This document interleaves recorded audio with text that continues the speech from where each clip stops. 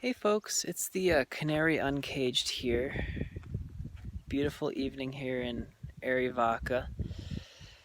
Um, just wanted to put out a little video about the reality of sort of my MCS situation right now. So at this point, it has been 2 weeks since I've gotten the car back from Enterprise. And as you can see, I'm airing it out. I took everything I have, moved it into a tent to try to get as much possible contaminants out of there. This little lawn chair that I had in there, I think was the culprit, unfortunately.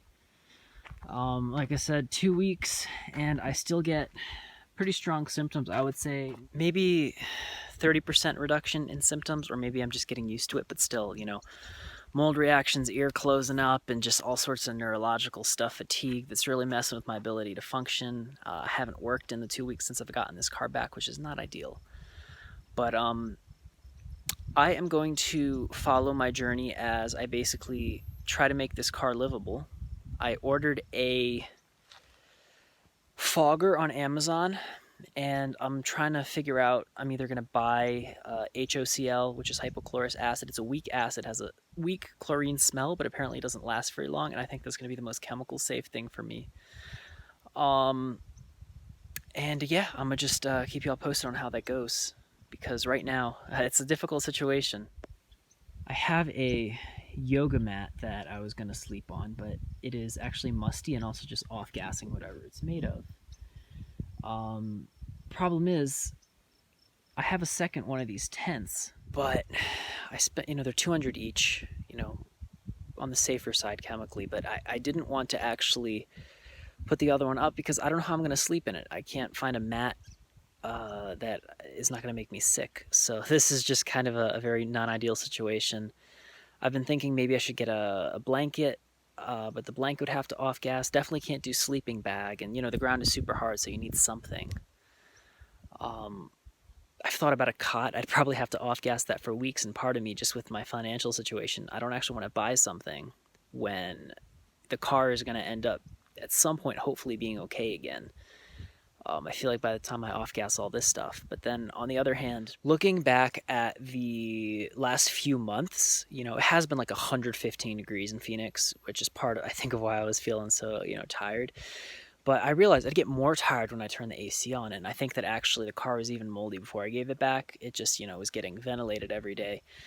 And so moving forward, I might need to come up with something in order to be able to be in a safer spot that at least, when I'm not working, I have like a tent or a campsite somewhere in order to really do mold and chemical avoidance as much as possible, because that's one of the best ways to sort of, empty your bucket, so to speak, and kind of lower your toxic burden so you can kind of decrease symptoms. So in the meantime, I got my stove, I'm eating good.